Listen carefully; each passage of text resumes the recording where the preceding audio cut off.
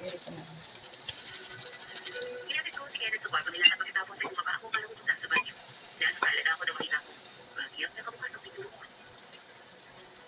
Cook, mamani. Oh, sino nakahiwalay na nakabukas ang pinto dito sa sala? Ay naku, mapapasok tayo ng magnanakaw yan eh. Malamang si Emma na naman. Lumabas kanina, Wala akong bell pepper, kaya ito tapos na lang. nakalimutan Pepper. isa. Ay naku, pasaway talaga ng lalaki yun. Habang isasara ko na ang pinto na Lagyan makita ko natin ang ng nakasulat celery, sa labas ng bahay. garlic. Kabila din. Onion, maraming onion. Gusto ko maraming onion. Naisip ako na rin ang dito maayos. At, Maya-maya lagyan natin natin ko ito. ko na makita kung may kinakain sila mga Para piraso maganda ng yung laman. color. Nagkalat sa lupa. Sige. Hindi ko alam kung anong klaseng karayon. Dahil may mga bahay pa ng mga Asin. Di ba tapos sila kumain nakita ko ng marap sa direksyon mo? And then, At alam yung mga konti mata lang. ko nakita. Wala na. Ko lang. Natakot ako makapasok sa loob ng Walang bahay. paba, kaya alam na Sila natin. ang pinto. At hindi Siya, na- naka-olive oil ng Pagkatapos, sesame. balik ako ulit sa kwarto namin ni Rita. Oh, Tuloy, hindi ko maalis sa wala isang kasing kaya baba. hindi na Kaya ako si kailangan. Papa. At kailangan namin umalis dahil pangkani. Tapos lumapit pa yung mga aso kong namin na nagising ng mga Mix mata. natin. Na parang biga ako. Mix lang, mix, mix. Hindi ko na kung paano nakapasok ako ngayon eh. Ang wild at nakakatakot.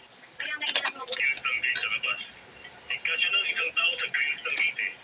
Kaya sigurado akong dumduman ang mga asong yun. Kaya nakapasok sa bakuran natin. Sasabihin ko mamaya si Ali Odessa na ipagawa niya yung gate sa labas. Para wala nang makakapasok na aso o kung ano man. May mga aso? Gusto kong makalaro ang mga aso. Nasaan sila?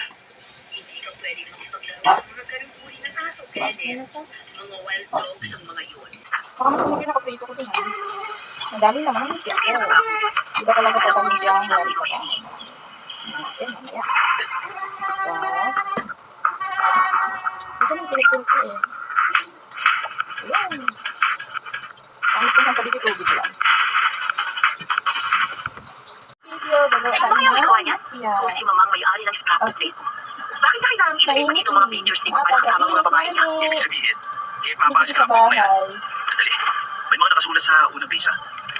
Doon sa bahay ko kayo yung magpaparaso lang yung mga ng video. Kay Papa nga yan. Hindi may iwasang may langit. Hindi ko akalain na gumagawa pala siya ng ganyan. Tingnan nga natin kung may Ano ba mga yan? nakasulat. Wala na. Ito lang akong magawa. Dedication at quotation lang ang nakasulat dito. Ito. Paano Pagka natin bumili ka malalaman ng kung lumpia, sino naku, ang makaparaso ang laman. Ayun naman mananalo Pero ka sa may laman. pa ba na malaman natin kung sino sila? Wala na si Papa. Kaya wala na dapat tayo magkailan kung sino ang kaya natin. May point si Rita.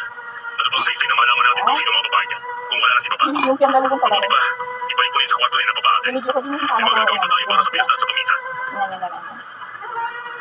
Sa totoo lang, hindi pa rin ako mapakali. Parang may kukulang sa akin at tuklasin ang katotohanan kung sino ang mga babae sa itago. Kaya imbis na ibalik at tinago ko muna ang scrapbook.